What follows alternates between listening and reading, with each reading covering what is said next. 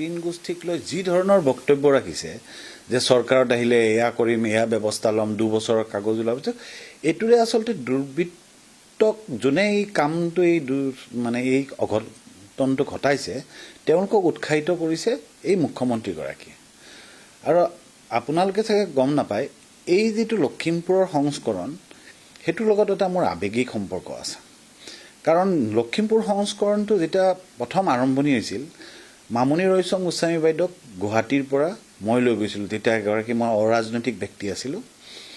মই গুৱাহাটীৰ পৰা বাইদেউক লৈ গৈছিলোঁ বাইদেউই লখিমপুৰ সংস্কৰণটো মানে মুকলি কৰিছিল অতি দুখ পাইছোঁ এই কথাটো শুনি নিজ চকুৰে দেখিছিলোঁ সেই মুকলি অনুষ্ঠানত উপস্থিত আছিলোঁ আজি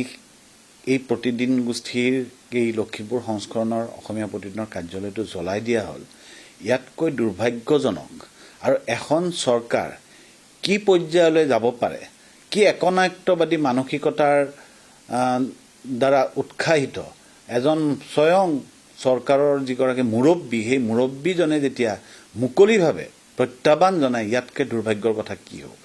এই মুখ্যমন্ত্ৰী চাওক এই মুখ্যমন্ত্ৰীজনে চাগে নাজানে যে প্ৰতিদিন গোষ্ঠীৰ ইতিহাস প্ৰতিদিন গোষ্ঠীয়ে যেতিয়া হিতেশ্বৰ শইকীয়া প্ৰয়াত হিতেশ্বৰ শইকীয়াদেৱ যেতিয়া অসমৰ মুখ্যমন্ত্ৰী আছিল মুখ্যমন্ত্ৰী থকাৰ সময়ত বহু ধৰণৰ গুপ্ত হত্যাৰ কৰা বা বহু ঘটনা হৈছিল ছাত্ৰ আন্দোলন হৈছিল তাৰ পিছত এই প্ৰতিদিন গোষ্ঠীয়ে ৰাইজৰ পক্ষলৈ 1996 চনত ৰাইজৰ পক্ষ লৈছিল যাৰ ফলত নতুন চৰকাৰ আহিছিল অসমত ঠিক একেধৰণে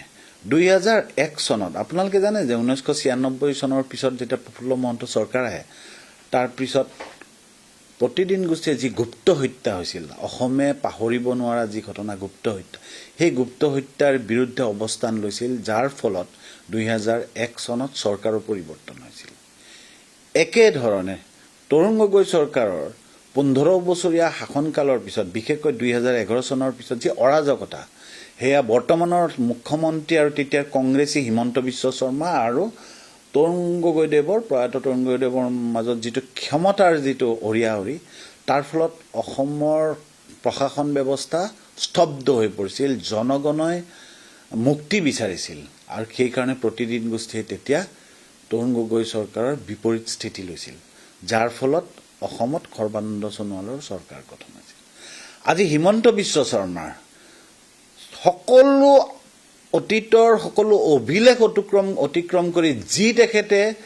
এই 2021 চনৰ পিছত মুখ্যমন্ত্ৰী হোৱাৰ পিছত সংবাদ গোষ্ঠীক আক্ৰমণ তেখেতে যাকে সমালোচনা তাকে যি ধৰণে মুক্তভাৱে আক্ৰমণ কৰাত লাগি গৈছিল যি ভয় ভীতি দিয়াত লাগি গৈছিল যে সত্তাধিকাৰী হওক বা সংবাদ কৰ্মীক যি ভয় ভীতি দিয়াত লাগি গৈছিল আৰু তাৰ ফলত এই যিবোৰ বিজেপি পন্থী দুৰ্বৃত্ত এই দুৰ্বৃত্তবিলাকে উৎসাহিত হৈছিল আৰু মই নাজানো ইয়াত চৰকাৰ প্ৰত্যক্ষ আৰু পৰোক্ষভাৱে কিবা নিৰ্দেশ আছে নে নাই মই সেইটো কথা নাজানো কিন্তু এটা কথা স্পষ্ট যে মুখ্যমন্ত্ৰীৰ যোৱাকালিৰ যিবোৰ বক্তব্য প্ৰতিদিন গোষ্ঠীৰ বিৰুদ্ধে এই বক্তব্যৰ ফল হৈ গ'ল আজি লখিমপুৰৰ অসমীয়া প্ৰতিদিনৰ সংস্কৰণৰ কাৰ্যালয়টো জ্বলাই দিয়াৰ ভাঙি দিছে জ্বলাই দিছে আক্ৰমণ কৰিছে আৰু এইটোৱেই কথা এই যে আক্ৰমণ কৰাৰ কাৰণত নেপথ্যত মুখ্যমন্ত্ৰীৰ বক্তব্য এইটো স্পষ্ট কথা আৰু এনেকুৱা কাৰ্যক আৰু ইমান অসংবেদনশীল অসহনশীল এগৰাকী মুখ্যমন্ত্ৰীৰ এই কাৰ্য এই বক্তব্য আৰু দুৰ্বৃত্তক প্ৰত্যক্ষভাৱে নহ'লে পৰোক্ষভাৱে উৎসাহিত কৰা কাৰ্যক আমি তীব্ৰ গৰিহণা